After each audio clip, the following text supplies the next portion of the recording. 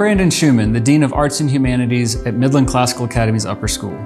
Have you ever taken the time to consider what is classical education? Maybe you're a grammar school mom or dad who's in the season of home days and checklists. Or maybe you're an upper school family and you've been doing this journey for a while. Maybe you're a parent who's considering MCA and you want to investigate before sending your heart to our school. Or maybe you're someone who's simply curious and wants to know what classical education is. So what is classical education? There are many good ways to answer this question, but the most important way is to answer it with the purpose or desired outcome in mind, with the why. So what is the goal of classical education? In its simplest terms, the goal of any education is the good life. The reason we invest all of our time, energy, and money to learn anything at all is so that we can more fully participate and enjoy the good life. But what is the good life, and how do we help our children find it? These are some big questions. In today's educational models, there are two basic approaches to how these questions are answered. The first model is what we might call modern education. The second model is called classical education. Modern education, with its assumptions and methods, prepares a student for a career. Within its estimation, a good career all but equals the good life.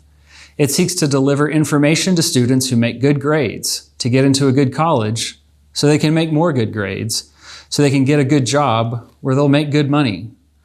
While all these things are desirable and good, they don't quite add up to the good life. The good life consists of more than grades, jobs, and money. More essential than these secondary goods, which a person can have and enjoy, is a person's character, which is fundamentally who they are. W.E.B. Du Bois, about 100 years ago, said this. He said, "The object of all true education is not to make men carpenters. It is to make carpenters men." Classical education seeks to develop good men. The goal of classical education assumes two things. First, it assumes that there is a nature common to man. And second, it assumes that there is a nature or absolute standard to measure what is good. Additionally, if we can get a clear picture of what man is and what good is, then we can train men to be good. Classical education understands something to be good when that thing is fulfilling its primary function, when it achieves its goal, its purpose, its design. The Greek word for this idea is called telos. The telos of a chair is to provide a comfortable place to sit, and a good chair provides this.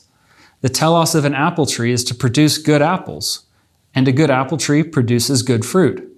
The telos of a pitcher is to get batters out, and a good pitcher does this. The Bible uses this word in the Gospel of John, and John uses this word to describe what Jesus said on the cross when he said, "It is finished." By this, Jesus was saying, "I have completed my good mission and accomplished the good will of my Father by dying for the sins of the world." A thing's goodness is the fulfillment of its telos. Classical education standard for goodness is determined by the telos. But what does classical education say about the nature of man? Classical education believes that man is more than an animal or a machine. It believes that man has an inner self, or what we might call a soul.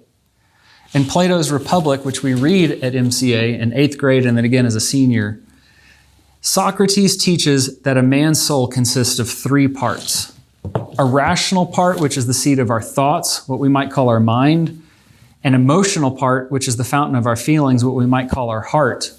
And then a desiring part, which is the source of all our appetites, what we might call our will. From the perspective of classical education, a good man is a well-ordered soul. A well-ordered soul is one where each of its parts fulfill their individual telos, and each individual part works together in such a way as to complement the other parts so that they can better fulfill their telos. A well-ordered soul has all of its parts aligned in harmony. And the thing that enables each part to fulfill its telos is virtue. More than anything else, classical education cultivates virtue. And the virtues it most earnestly seeks to cultivate in students are wisdom, courage, temperance, and justice. These four virtues are often called the Cardinal Virtues or the classical virtues. They are the basic virtues of being a good human being. Wisdom is the virtue to understand what is good in any given situation. Courage is the virtue to overcome fear or hardship, to do what is good. Temperance is the virtue to sustainably enjoy what is good. Justice is the virtue to participate in the good life for yourself and with others. Now, you may have noticed the same thing that Socrates points out in Plato's Republic about the first three virtues and how they each correspond with the three parts of a man's soul. Wisdom is the virtue or excellence of the mind, or the rational part of the soul. Courage is the virtue of the heart, or the emotional part of the soul. And temperance is the virtue of our will, the desiring part of our soul. And it is the fourth virtue, justice, is the virtue that orders and harmonizes the other three parts of the soul in proper alignment. In many respects, classical education is an apprenticeship in virtue. It cultivates these virtues through instructing students in what is good, true, and beautiful, through modeling what is good, true, and beautiful, and through giving students meaningful opportunities to discover what is true, to love what is good, and to celebrate what is beautiful. Classical education is all about virtue and character. Good character is the essential ingredient of the good life. Good character is far more precious than good grades, a good job, or having good money. Good virtues, such as wisdom, courage, temperance, and justice, are more valuable than knowing facts and retaining information.